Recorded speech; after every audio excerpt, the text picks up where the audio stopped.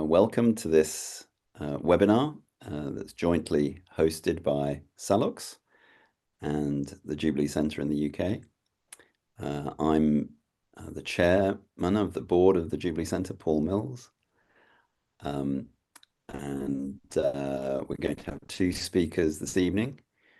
First, we're going to have Ruben Alarcon, who's a colleague of mine at the Jubilee Centre. He has a Venezuelan background. He studied in Switzerland and is now resident in the UK in Bristol and works for us at the Jubilee Centre. We're then going to have a talk by Johannes de Jong, president of Sallux. He's going to take a wider perspective on the sort of migration issues into the EU. Ruben's going to focus first on the special case of Venezuela, which at the moment is in the news for various reasons in terms of United States military action around the Venezuelan coast. So, but Ruben's going to talk about issues around Venezuelan migration into the EU. I shall then chair a question and answer session. So please, as questions arise, please put them in the chat function and I'll moderate those and sort of put them to Ruben and Johannes at the end. So with sort of envisaging talks of around 15 to 20 minutes each and then a 20-minute Q&A. So hopefully we'll be finished within the hour.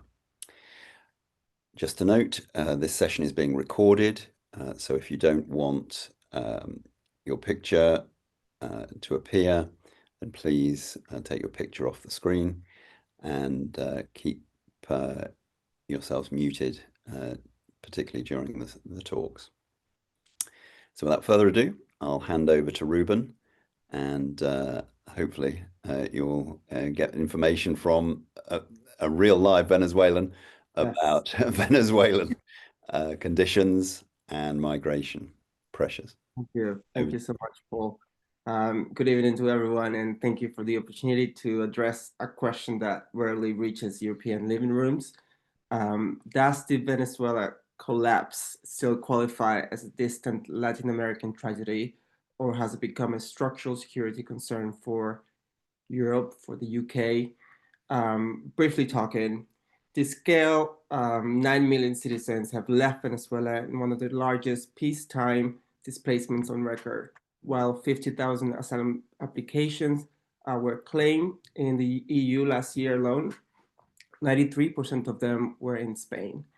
In the next 15 to 20 minutes, I'd like to present how Caracas now functions as a transatlantic risk epicenter in a state crime fusion that shortens the threat distance to Europe in 3 domains. I'll talk about narcotics supply, document fraud that enables terrorism, and organized crime infiltration within our cities. I will proceed in 5 short segments and close with some cost projections. This presentation comes out of a report I developed over the last year with Sallux, coming when we talked about asylum seekers, also the rigged election in Venezuela in 2024, among other things, because you'll understand that as we speak more. Growing up, my dad always told me the story of a mouse living in a farm, and he found out the owners bought a mouse trap. He tried to tell the rest of the farm animals, hey, be careful, like, I'm not sure what's happening. He told the cow, he told the chicken, but they did not care. They just told him, we're not mice, like we're not a mouse. So at the end of the day, the mouse trap went off and the farmer's wife went to check what it caught. It was a poisonous snake and it bit her. Later she got sick and her husband, trying to get her to be better, actually made a chicken soup with the chicken. And the medicine got really expensive, so he had to sell the cow. So the cow was gone. Now, this is just to give you a perspective on little things happening around us actually have implications on our lives. Now, in 1998, Venezuela married oil with Chavez. The honeymoon was real, poverty halved, Europe brought the crude, Caracas brought European medicines technology, but it was a mono relationship. And when oil prices sort of divorced Maduro in 2014, the regime speed dated anyone who would pay the bills. First, the military cartels, then Iran, then transnational crimes. They were asymmetric relationships. Caracas offers territory, documents, and impunity. The partners bring cash, weapons, and ideological cover. Europe was not part of this ceremony. Yet we're already paying the alimony through the cocaine, the arms trade, the terrorism that could come to Europe. All that to add, also we have the asylum seekers who are coming to Europe. Each Western sanction widened the relational circle. So we have in 2015 with the human rights visa bans, we have in 2017 with the financial restriction for the oil companies in Venezuela, and 2024 with the election rejection, where Maduro recognizes, Maduro did not recognize anyone else but himself as the elected president. I need to add in this matter that I, as a Venezuelan, when I was living in Switzerland, I tried to vote. And if you had follow our work in the Jubilee Center, you probably saw this blog a while ago in which I published my story of how I tried to vote at the embassy. And then I found out that the government had been using my ID number to vote on their behalf. And they wouldn't do anything about it. So that is something I've been especially affected by. And here I'm going to be talking about the risk node, why connectivity, not distance, now drives European security. We're going to see Caracas as a cocaine and arms broker, the evidence that Venezuela's own institutions run the traffic. We have the passport fraud through a pipeline, now forging Venezuelan papers, opening a quiet gate into Schengen, and the migration highways, the human wave that criminals and radicals ride west. Now, this is a European foothold. The spread of Venezuelan mega gangs to Madrid, Rome, and Lisbon are a reality. Could I just ask, Ruben, are we meant to be seeing slides at the moment? Yes. I'm not, but I don't know. That's just me. But okay. Is everybody else seeing slides?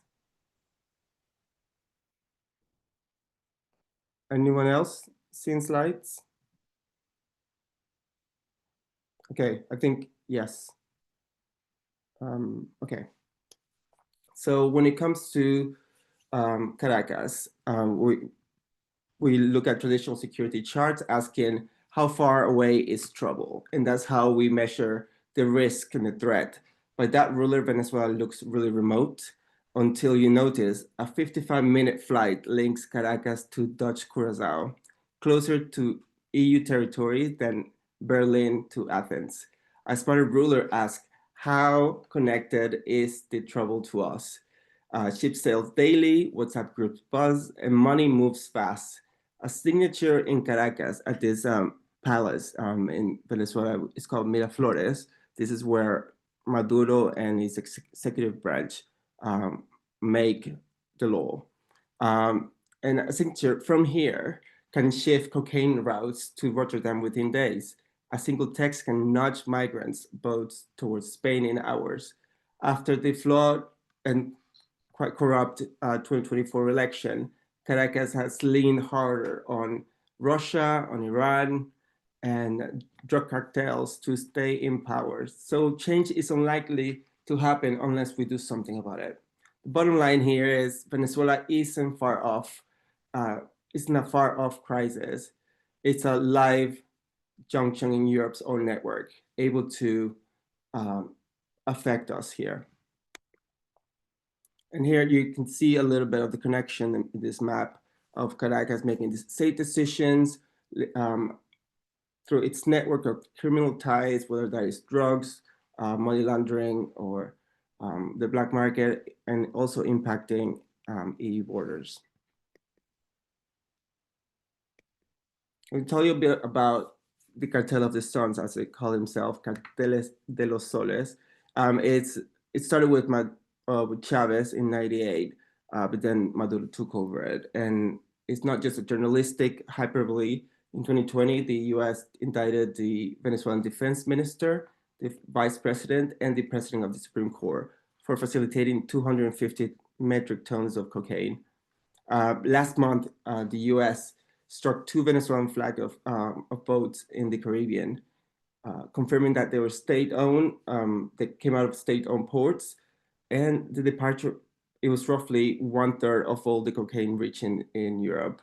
So when sovereign institutions provide trafficking services, port access, radar shutdown, diplomatic cover, the distance between Venezuela and European streets collapses to an 11-day trip to the Atlantic. The corridor binds these actors, which are Venezuelan officials, diaspora brokers, West African intermediaries, and EU customs.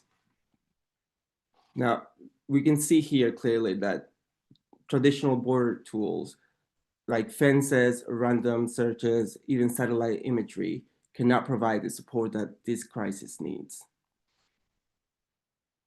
Now, here you have a map of how they're taking the cocaine through the ocean to go to West Africa and then to Europe, especially to Spain and Portugal. Now they've used the same trick, they use the same journey to create a black market, trying to avoid sanctions imposed by the US and the UN to sell oil and other natural resources. When it comes to passport fraud, which is a huge issue. In 2014, the Venezuelan embassy in Damascus printed about 500 passports for ledger, found a ledger showing the swap between paperwork. The FARC, the Colombian military, sent cocaine to Venezuela. In return, Hezbollah received Russian AK rifles. The same logbook shows the embassy in Baghdad selling full identity kits in Middle East buyers, giving birth on paper to a second wave of Venezuelans who never left, who never been or set a foot in Latin America. Another operative who picks up on one of those passports can land in Athens or Madrid visa free.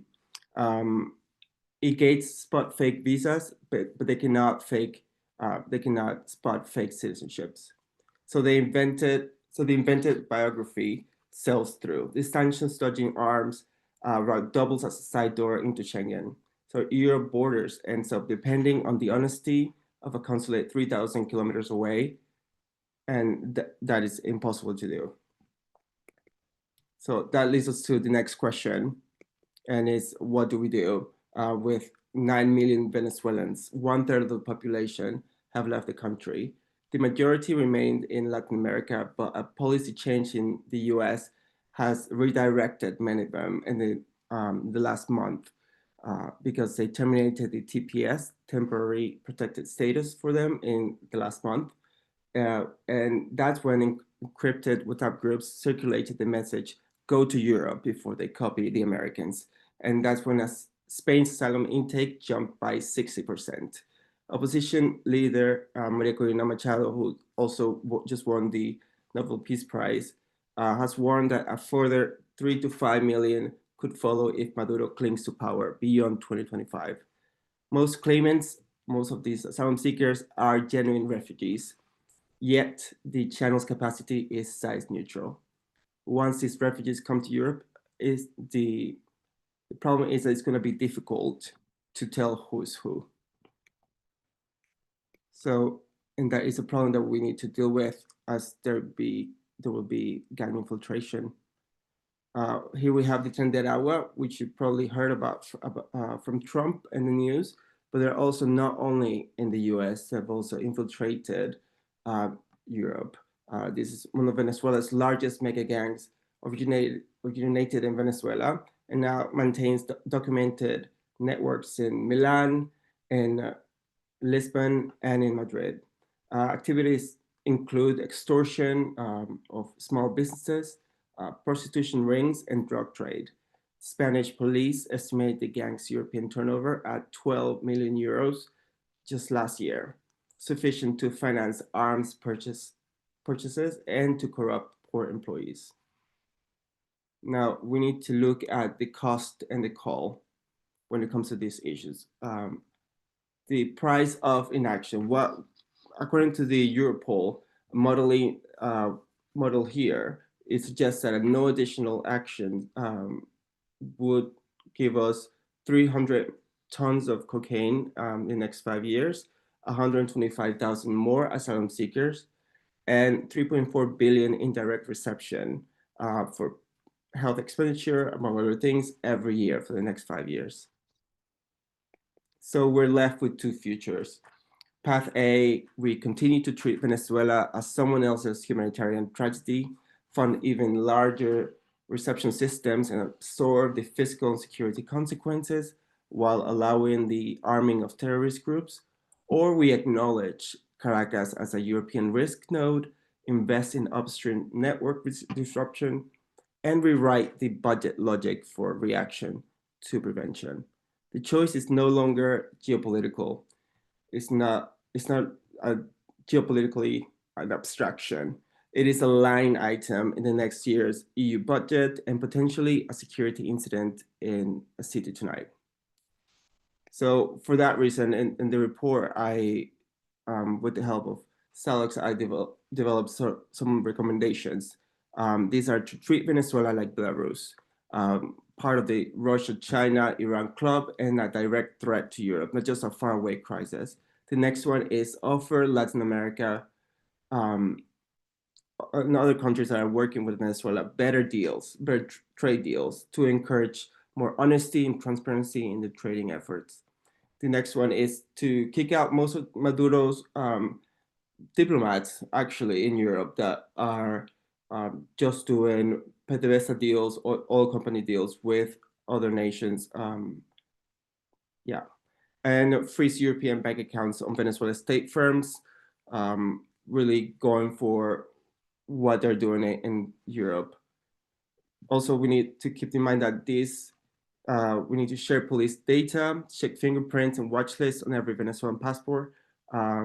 That's for migration management, and open a safe way out. So encourage a humanitarian corridor. As we know, many of these people have been going through by foot, walking through the forest, many children, women vulnerable. So that is a humanitarian concern. And giving the army an exit plan, promising mid-rank officers and no mass sacking of, or if they ditch Maduro, cut the risk of a bloody endgame so that they'll be more open to supporting the people and not just the government. Another one is backing the good guys. So encourage educational programs, encouraging media initiatives that give people the opportunity to have a free life, and tell the Venezuelans clarity.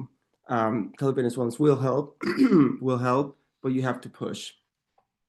Now, I think that these are some of the policy recommendations that I've written in the report. Thank you. Thank you, Ruben. That was great to hear it from a Venezuelan, and it brings it home for you, certainly. If people have questions for Ruben, please put them in the Q&A, and we'll bring them together after Johannes's session. But please do that. I'll now introduce Johannes de Jong, who's president of Sallux. He's going to have a wider presentation on sort of how to address migration pressures into the EU, and particularly focusing on sort of foreign policy questions. So over to you, Johannes. Thank you very much, and Paul, and thanks Jubilee Center for the cooperation this evening, and thank you Ruben for your presentation, and also thanks to everybody who joined this this evening. I will now try to technically start to share my presentation. I hope things work out as they should, which is always like, you know, an interesting challenge. I need to wait a second before I can go to the correct button. Yeah, there we are. So hopefully this will work. Hoping that, and also I'd also thank Christian Meinen, who's my colleague and who's doing the technical part of this evening. I hope all is good readable. Christian, if there is any issue, please let me know. I'm also watching Signal that is working again after the little technical hiccup of today. What I will try to do here is I will try to give a bigger picture of the relation between foreign policy and refugees coming to Europe. And Ruben already showed us a good part of that, how foreign conflicts influence what is happening here, what we see happening in Europe in terms of asylum seekers, refugees coming here. And what I will highlight is how then our own foreign policy is making things worse as it is now, either by ignoring situations, as it's in Venezuela, mostly ignoring it, or even actively making things work, as in many other cases we will see. So I will not go in detail through every slide, and I will also not repeat every word what is on slide, so that we can move forward in a good pace. So there's certain experience here for us, as you can read, and as you can also see. So we go there and they come here, and so this is how we build bridges between people there and policymakers here. And this is necessary because we need to hear from people who know the situation, like Ruben knows Venezuela, which is really amazing that he can therefore share his story and the reality there in a way that we otherwise simply wouldn't know. And we need to know that because we are facing with gigantic challenges. So these are some older pictures, but a lot of this is still valid. And at least what is valid is we need cooperation and understanding with the people on the ground who can be our partners. And instead of that, actually, we are supporting the extremists, as you will see. So now here is an example of how the debate in Europe is going. So we have in November 2021, suddenly a whole lot of people on the borders of Europe, on the borders of Poland, coming from Belarus, but obviously they didn't come from Belarus. So you have then suddenly this debate like this. It is framed like this. Oh, there are these dangerous Muslims who are invading us. And very quickly, I noticed that nobody connected the dots correctly. And you had a media bubble in Western Europe, and you had a media bubble in Central Europe and in Poland, and there seemed to be little interaction between the two. And I also shared this with people in Poland, and they recognized this absolutely. So this is an interesting example. So because the people actually coming, I knew the groups, and since I didn't know the individuals, but I fully understood which groups these were, because these were people these were individuals from nations, from peoples that we already worked with. So what is happening there is that here you have a report from the BBC of this year, in April this year, and they show how Turkey has been driving hundreds of thousands of people from the northern part of Iraqi Kurdistan to other parts of Iraqi Kurdistan. And this has been going on since 2018. So you have a situation there in which basically Turkey is bombing cities, places, villages, mostly villages. And these people end up in other parts of Iraqi Kurdistan with no work, with no job, with the whole house and livelihood gone. So they are fleeing these dire circumstances, and then they find themselves in a very difficult situation. And obviously, when they then have the opportunity to go to Europe, they try that. Now, with the Yazidis, it's even worse, because everybody who maybe remembers, this is a religious, ethno-religious minority who was attacked severely by ISIS, and there was a real genocide against them. And so many of them also fled to the same region of Erbil and the Hook. And it's also because Turkey kept attacking them in Sinjar, so there was no way that they could go back and rebuild their life. So what I noticed is that there is a lot of conspiracy theories on why people are coming, but there's a little attention on the first cause, and which is simply violence, you know? And so we need to see to the source of this violence, and in this case, the Erdogan regime in Turkey. Now, as Sallux, we see it like this. We cannot keep everyone out, and we cannot let everyone in. And that is why we need to see to why people are fleeing and what our foreign policy role is. So let me be very practical here. People who say build walls, they forget that we cannot put barbed wire along the whole Mediterranean coast. I know there is also moral arguments maybe against this, but for me, just to keep the debate very transparent and clear,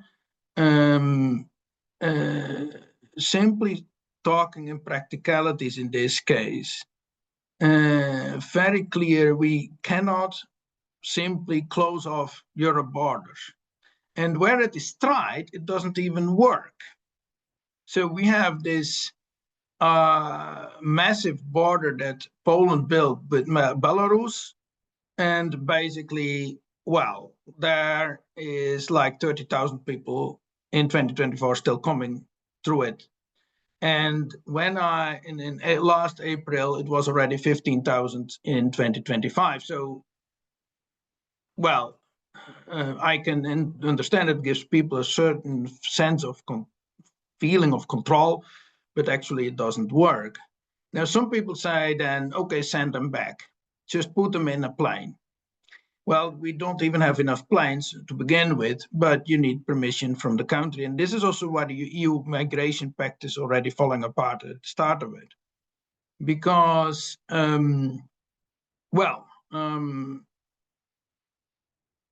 you cannot send people back without permission, and in many cases, the permission will not come, and even if you simply lack the capacity to send everybody back in that way. So, but then there's people who say, you know, we should simply have safe passage, and then, everybody can basically apply, and then we'll sort it out. But then we have these safe passage channels would simply clog, because like 300 million people will try to come to Europe.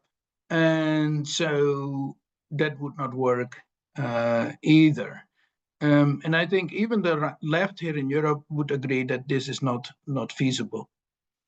So, so again, we cannot build walls to keep everyone out. We can build walls, but it doesn't keep everyone out, and we cannot let everyone in either. So we need to go to the causes. And what you see is in the debate is that it always is about this map and not about where people are actually coming from. Now, the largest groups coming from Europe between 2014 and 2024 is actually, they are actually from Syria and Afghanistan, and Venezuela, a growing element in that since 2020. So in the case of Afghanistan, the crazy situation is that we allowed Pakistan to support the Taliban for 20 years, the same 20 years we were there. And we even rewarded Pakistan so that Pakistan could even support the Taliban even better. And so basically we were almost feeding the same same force that was fighting us, which is insane in its own right. And then you get a situation, of course, a collapse, and we have a lot of people from Afghanistan trying to come here. Now, Syria is even worse because we know who created the migration streams from Syria to Europe. It was not just the Assad regime. The Assad regime was kept in the saddle by Iran and Russia, especially by Iran, and Turkey supported the extremists. And so we get a lot of people coming from Syria to Europe. So, and therefore it is necessary, what was the foreign policy towards Iran and Turkey? Now, officially, of course, you see that people will say, oh, of course, we stand behind the woman of Iran. In terms of policy, nothing happens. So even though people knew Iran was a major cause of the refugees to Europe, Iran was still invited to the Syria conferences on the refugees to Europe in 2018 and 2019. And I have the invitations. It is I have the guest lists of these events. So this is not something I made up. This is official EU communication. And then, of course, the EU said, look, let's have even more money going to Iran in the nuclear agreement, which they did. And then there were a lot of trade deals were signed with Iran by Poland, by Germany especially, also by the Netherlands a lot, and other European countries. And also you see that trade was a big element of that for the EU side. And so you see Mr. Borrell highlighting that. And so this is a mindset of appeasement, right?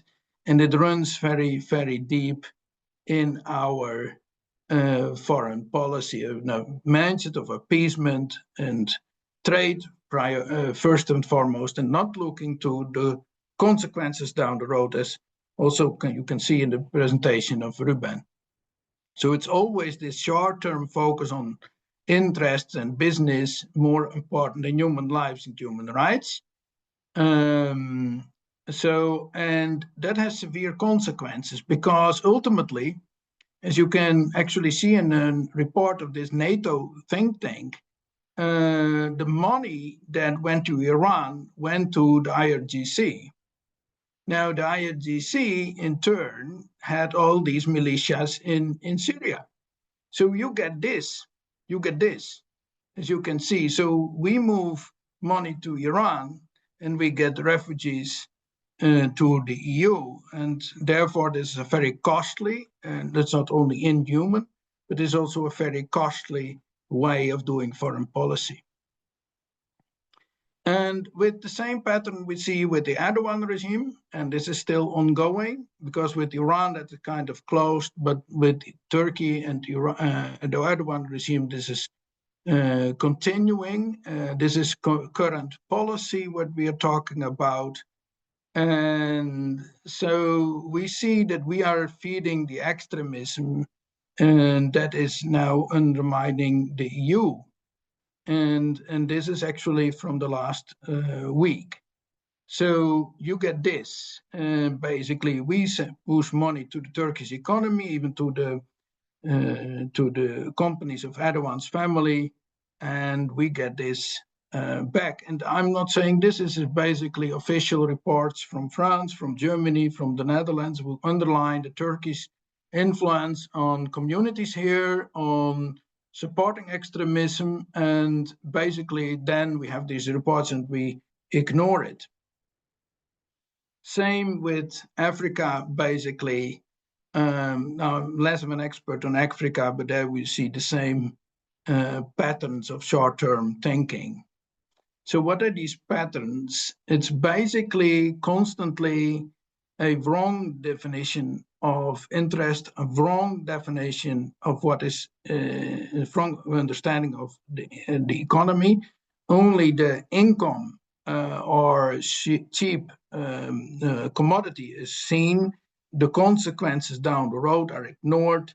Diplomacy is soft instead of firm, and parliaments protest but are ignored, but also don't follow up. So don't blame the refugees, blame our own foreign policy. That is basically what I'm saying here. It doesn't mean that our foreign policy is the only factor. Obviously, the main factors are these bad actors, but our foreign policy is rewarding them instead of pressuring them. So what we need is this, that we see the whole instead of the parts, basically. So what are our recommendations? We need a foreign policy that listens to parliaments. We need a foreign policy that takes fundamental freedoms and human dignity seriously, who understands what consequences are, ultimate consequences are, and the cost for taxpayers, and take that into the calculation. And also, for all clarity, preventing people getting in desperate situations is not a right in the sense of political right, in the sense of even far right, which one time somebody told me that we were doing, which would be very interesting because we would then be the only far right club who cooperates with a lot with Muslims. So that will be very interesting. But we're standing actually for human dignity and human rights also outside Europe and not just in Europe. And that helps also people from not having to leave to come to Europe. No appeasement anymore. Stop with the appeasement. Support the people who want the right thing, and they are there. And understand causes and consequences. Understand also that if you do something good here, it also has consequences elsewhere in positive terms. And stop supporting and appeasing to extremism. Stop seeing economy as only a matter of shareholders and CEOs. And basically, again, take their own democracy seriously. So what are, because the term fundamental freedoms is mentioned a number of times, and so we define this based on our experience with Northeast Syria.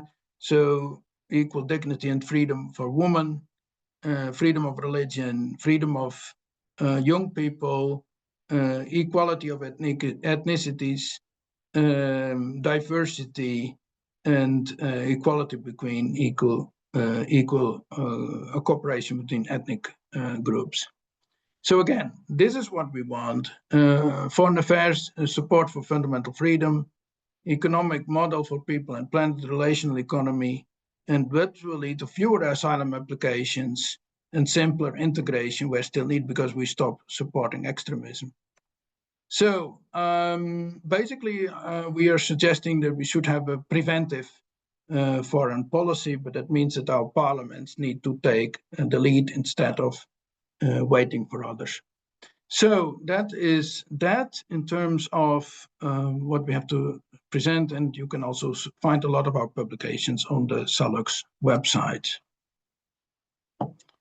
So it was very quick, but I tried to be not too lengthy, although it was a lengthy presentation, but I think you got the point. Yes, thank you, Johannes. That was a whistle-stop tour through your slides. And just to remind people that they can catch up on the presentation as it'll be recorded and posted on the Sallux website. And I presume the slides will also be there so that... yeah, that will be in the presentation, yeah. Yeah, and I know in that the recording, yeah. Johannes has a paper forthcoming that's in draft at the moment, but will soon be published, setting out some of this argument. So look for that. So I've got a couple of questions in the Q&A for Ruben on Venezuela first, but keep them coming for Johannes. He made some quite strong, firm recommendations about European foreign policy there. So please give him something to chew on. So question about Venezuela. First, what are some ways that we could help the Venezuelan people from afar? I'll close the session in prayer, and I'll be praying for Venezuela. But other than prayer, what could we do? And then Javier says, how do you assess the current US policy towards Venezuela under Trump, and what alternative pathways might better support a peaceful resolution? So a couple on Venezuela for Ruben. Yeah. All right. Thank you so much for those questions. I think ways in which we could help the Venezuelan people from afar is making sure that we are reading a whole spectrum of material. Lately I've been reading news saying that Venezuelans don't want to be helped in relation to what Trump is doing from the US, and I think we need to keep ourselves informed. Venezuelans have been asking for change for a long time. It's been 25 years since this regime took over, and it hasn't really stopped. And so, I think that's definitely a way to help Venezuelans is by keeping themselves informed on how to help. And when it comes to how do I assess the current U.S. policy, it's actually quite scary because my parents are Venezuelans in the U.S. and so. And they're not the only ones who are in a vulnerable situation. Many of these Venezuelans could be taken and deported to El Salvador. And I think that's a really scary situation to be in. So I think that we need to make sure that countries are abiding to human rights laws, making sure that everyone has a due process in being deported. Yeah, just following that up, I think the focus of the question was on sort of the foreign policy approach to Venezuela itself, and to a degree the military response. If people aren't aware, there's quite a heavy US naval buildup in the southern Caribbean around the Venezuelan coast. I think we're up to 6 narco-terrorist vessels, according to the US Department of War, have been destroyed, including a drug-carrying submarine. And so there's a sort of a drumbeat of militarism threatening maybe invasion, or certainly putting pressure on the Venezuelan regime. So if you want to comment on that. Yeah, I mean, the Venezuelan people have been trying peaceful resolutions for the last 20 years. We've had several presidential elections, and we tried to encourage just a whole dialogue between all sides, with the opposition and also with other countries, and it hasn't been really productive. So I think we need more. I mean, Maduro is not really willing to talk about giving up power in Venezuela. I think if he wants to bring a peaceful resolution, he needs to give in to that as well. Yes, it's thinking through how does one incentivize a regime to give up its power, and as in North Korea or wherever, it's actually quite hard to think of how do you align incentives so that those in power might give up, and that means sometimes very messy compromises and so on to effect a peaceful transition. I'm still waiting for some questions for Johannes. Can I add in to what Ruben said, and maybe he can respond to that following the last question. And if there's any other question coming in between, just write it down and raise your hand.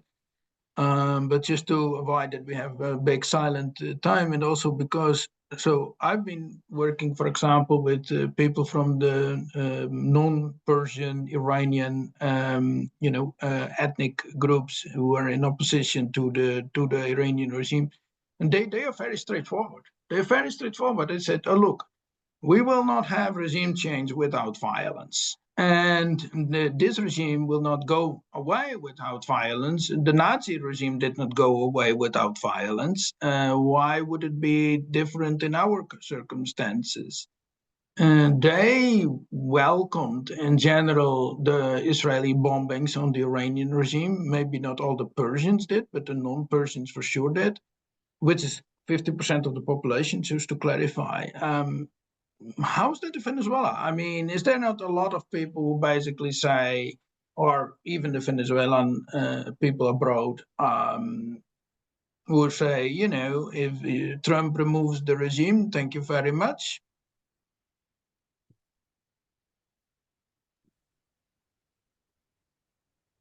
But what do they say? This is my question to you.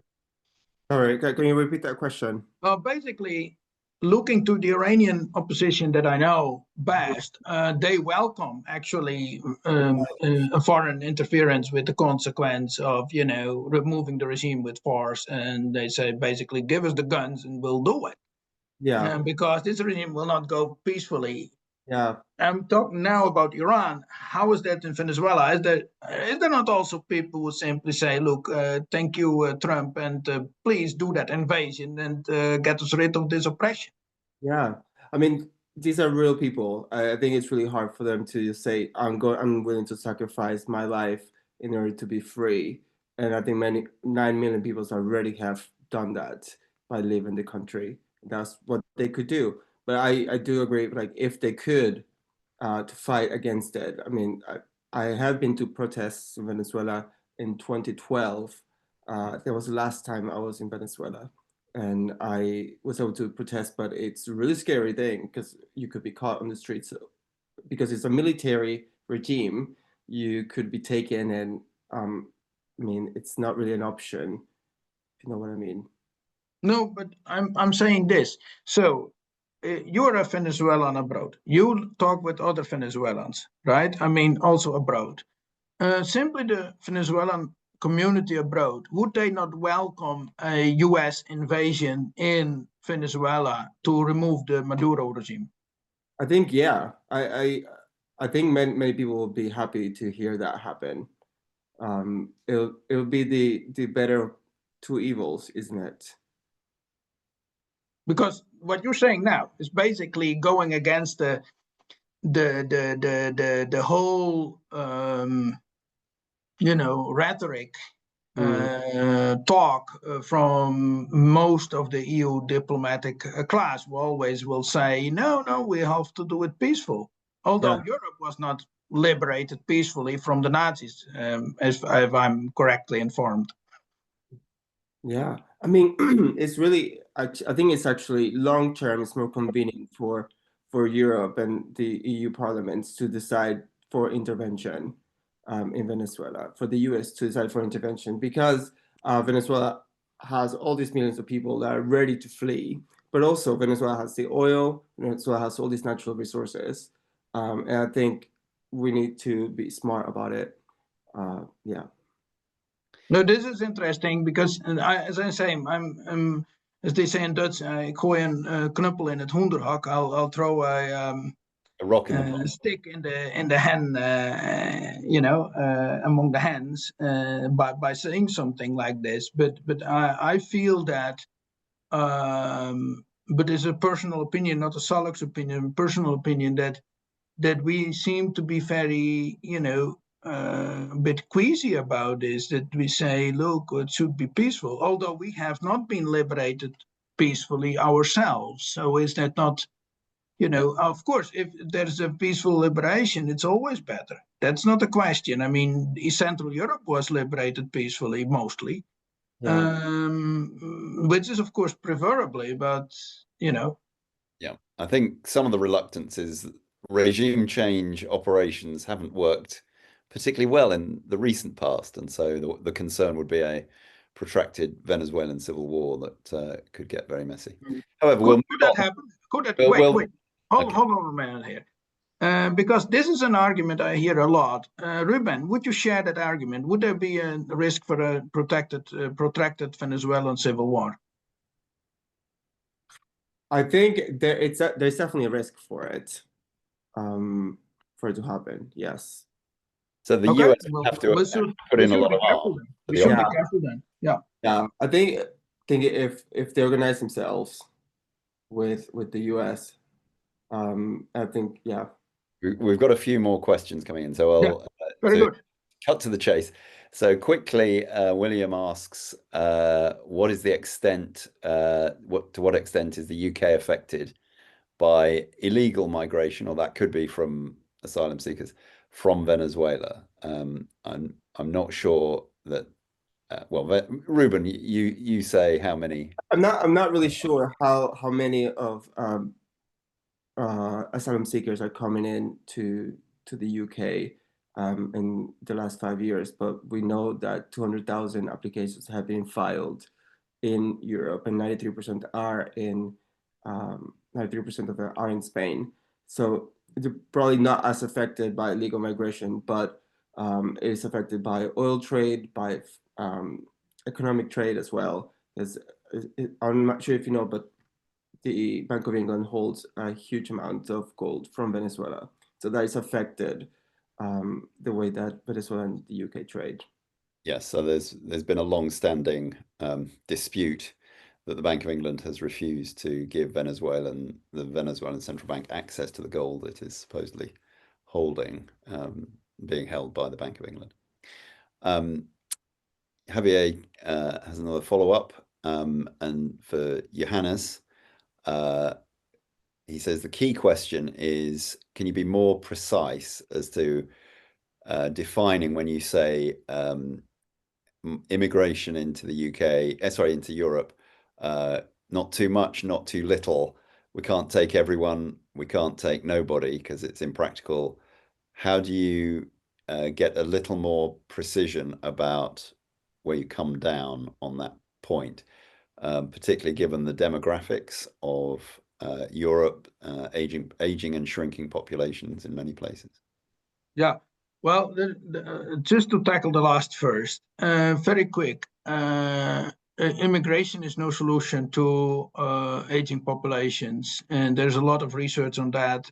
So I know the argument. It doesn't work in practice. There is a great demographer here in the Netherlands who worked also for the Central Bureau of Statistics, who has basically explained that this doesn't work. It doesn't work that way.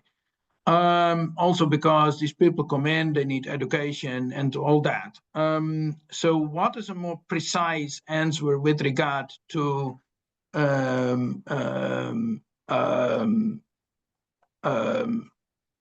what we can have or what we cannot? So the number I projected was a number coming from basically from global research on the number of people who would like to come to Europe, would basically boils down to like 300 million people. Now, you need to understand that EU as a whole is 450 million people. So if you think about 300 million people coming, you understand that that is too much. Beyond that, it very much differs from country to country, I would say. But here's the problem. So for example, in the Netherlands, the right and the left agree that there should be a certain cap on the number of people coming in. there's a difference of opinion on how to do that, but that there should be less migration to the Netherlands. There is a general agreement on that. But we're talking about a very small country with already 18 million people. But you have other countries in Europe that could theoretically have many more people coming in because they have the space for that. We don't. But here's the problem. The problem is that a lot of the people who come into Europe ultimately end up in what we call the blue banana, which basically stretches from northern Italy to London, because the UK is and not the continent of Britannica, Paul. And the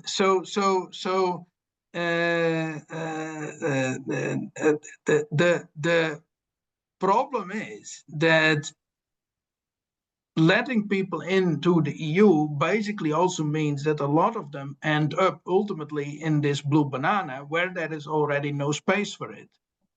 So you have very difficult problem there, that basically when we're talking about asylum seekers coming into the EU, when it concentrates in this relative small area of Europe, what is already overcrowded, then we need to basically say we cannot have everybody coming in. And no, I cannot put a precise number on that, but I can say this.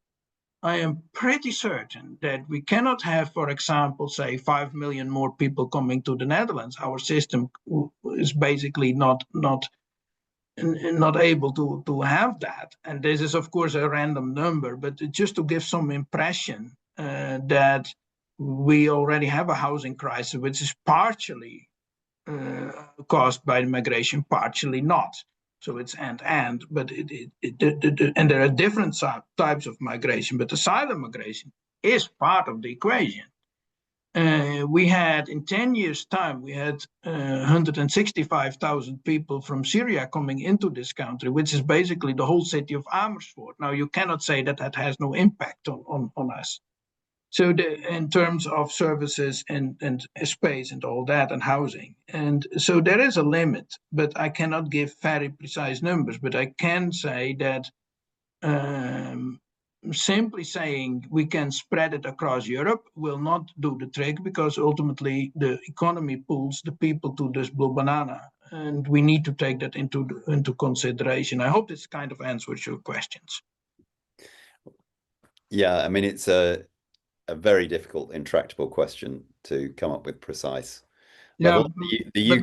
That is also, that is just to say, sorry, that is also why we emphasize the causes instead of the consequences, because we see that the debate is constantly about the number of people coming in. It is as if asylum seekers materialize on our borders, or materialize the moment they cross our borders. But that is, of course, then you end up with this crazy debate as in Poland, in which it is as if the people just popped up in Belarus and did not exist before that. But there is a reason they fled the country that they were in, and we need to stop supporting those reasons. So let's start there, instead of having a debate on how many people are coming in, because they are coming in, but there are more coming in if we add to the causes. Okay. Yeah, I'll just summarize the last three comments on Venezuela from a couple of contributors, sort of strongly advocating, in one case, more direct action to arm the opposition, or to take action against the regime. I mean, given that the regime has ignored the popular vote several times, and as Javier notes, is running effectively a narco state to provide cover for drug dealing, it invites stronger action against it. Yeah, so I don't know whether you want to comment on any of that, Ruben. Finally, this is the last thing. Should there be more robust action against the regime in I think Caracas? what we need to do, I mean, in the policy suggestions, I I encourage in my report. Very much, I encourage the neighboring countries, people doing trade with Venezuela, to align with international law, to align with international trade, and not give in to the black market, encouraging the West African nations not to do that, and also keeping a very close eye on on Venezuelan embassies in the European soil. I think that's what's happening. So I definitely agree with needing a stronger hand with Venezuela. Can we deal with Venezuela as we're dealing with Belarus? I think that is definitely important. It's no doubt that we need to deal with that regime. Okay, well. And I need to clarify something here before anybody leaves with the wrong impression. I am not advocating any regime change by force, but I wanted to raise the question because the question comes up every time. And so what we advocate as Sallux is always that we support the people on the ground who want and can do the regime change, but then that we are not so queasy about it as we are now. Yeah. If you're interested in reading a bit more about the reports, it will be coming out hopefully this week. And if you have any more questions, please feel free to email me. Okay, and that email can be found via Sallux? Yeah, you can find it on the Jubilee Center or Sallux. Yeah. Okay. Right, I'll close in prayer and then we'll finish the session. Father God, thank you for your presence with us. Thank you for the wisdom you've given to Ruben and Johannes. We pray for the many difficult and tragic situations that we've discussed. Pray for the people of Venezuela. We ask that you would relieve the yoke of injustice upon them.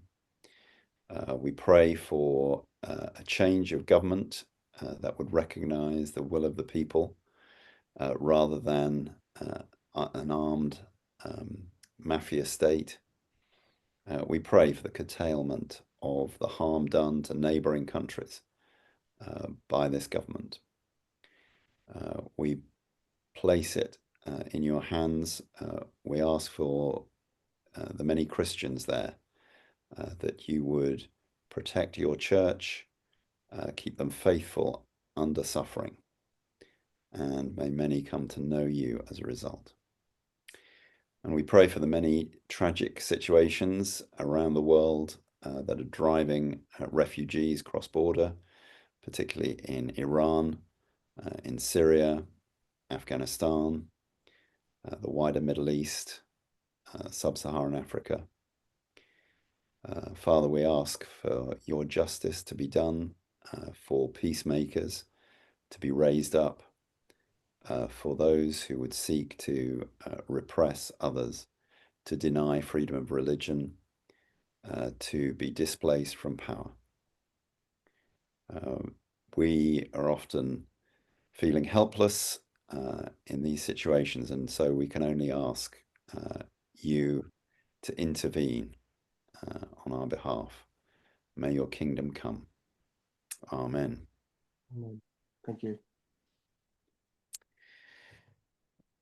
Right. Thank you so much.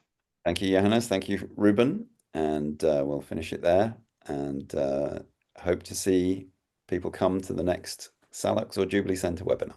Thank you.